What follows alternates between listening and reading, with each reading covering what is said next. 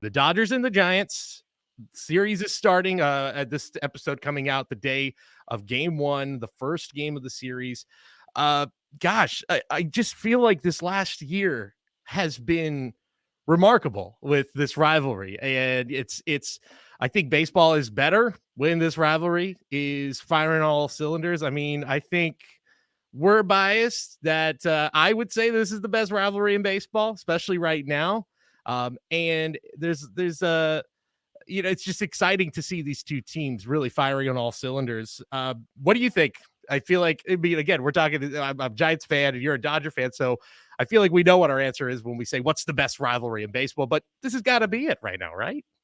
I think so too. It has to be the most historical rivalry, and obviously it's infamous. We have a lot of history, tragic history that comes with it too. So just, the more the history more than anything you could say. I don't know if you could say the best, but it's definitely a rivalry. Sometimes people try to put that name on things that on teams that aren't necessarily rivalries, but we can say throughout history that Dodgers Giants has been a rivalry. So Yeah, I can name a team that is just a little further south from the yeah, Dodgers, who I know ESPN and MLB Network, they want to make that a rivalry, but I'm yes, sorry, until the Padres do something, not going to be a rivalry. Sorry, guys. exactly. There's got to be some winning from both parties involved. Yeah, Yeah, exactly. Which is why it's so funny through the years. It was like, the like the Lakers, Cardinals and Celtics. yeah, Yeah, exactly. Like I feel like baseball pumped up like Cardinals and Cubs for years, and it was like before the Cubs had done anything, it's like, oh, this is a little one-sided. Even Red Sox Yankees up until about 20 years ago was the same thing.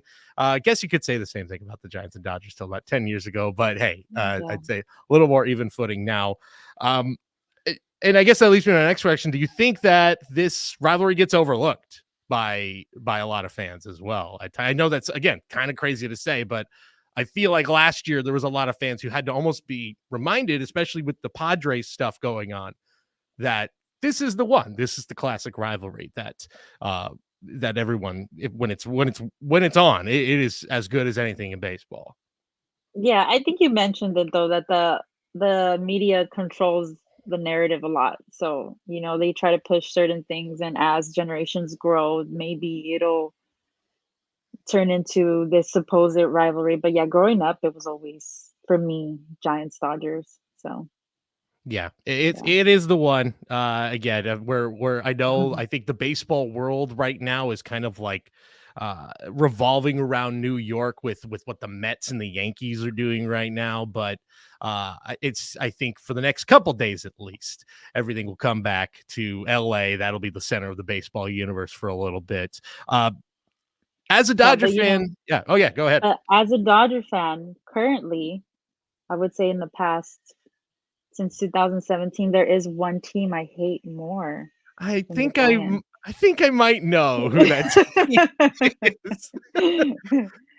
Yeah, That I've never felt so much disdain for a team.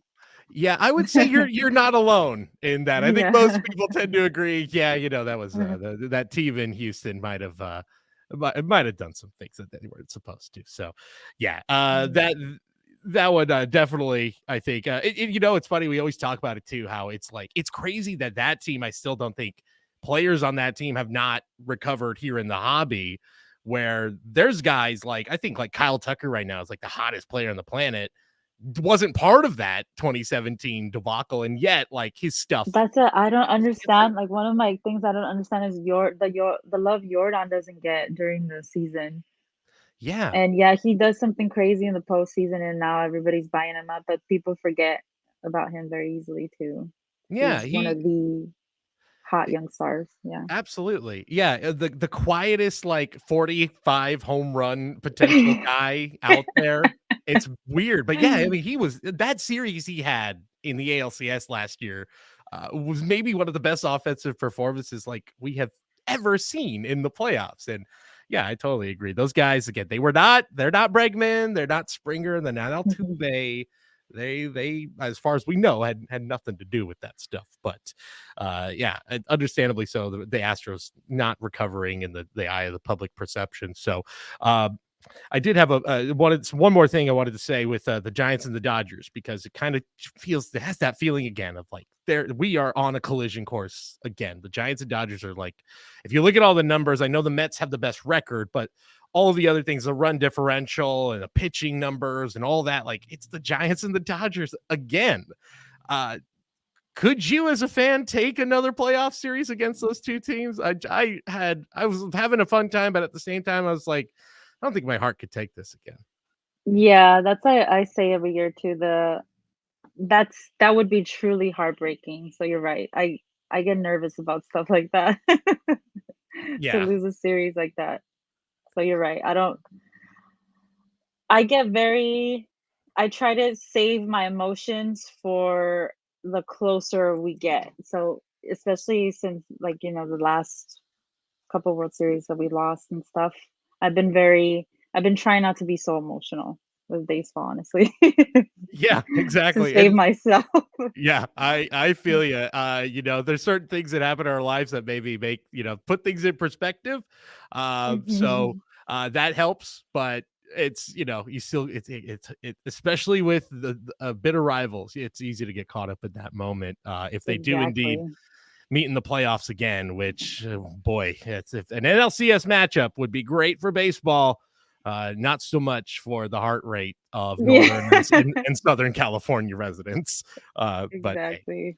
it's going to be a great series. It's going to be a great year, I think, for these two teams. I'm going to predict right now, I think there is going to be some sort of brawl or something. Benches are going to clear at one point this season, because if you've seen anything that the Giants have been doing, they have been like, they have made it they've made it their goal to just get under the skins of every single team, bunting up 10-0, stealing bases up 12-2.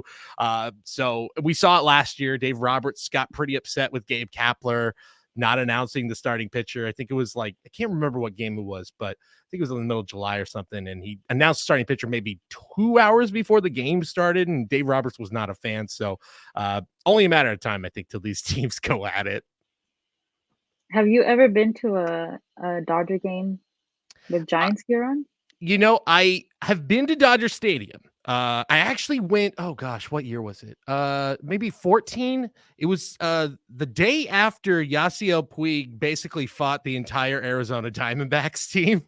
I went to the day after, which I was super bummed. I was like, I want to see Puig when he was just absolutely raking, go crazy. I wore my World Baseball Classic Team USA hat. I chickened out. I should have Oh, worn my okay, Giants yeah. gear. They were playing the Diamondbacks, so I was like, do I wear it? And decided not to. I I didn't would want to bring. probably say no. Yeah, Yeah. I've never been to, a Giants game, but my husband did, and he did wear Dodger gear, and it was an experience for him and his friends. Well, that was when we were younger, but yeah, I would never do that. So Yeah, I think that, like you said, that maybe those days have passed where, yeah, again, I will wear a neutral. exactly.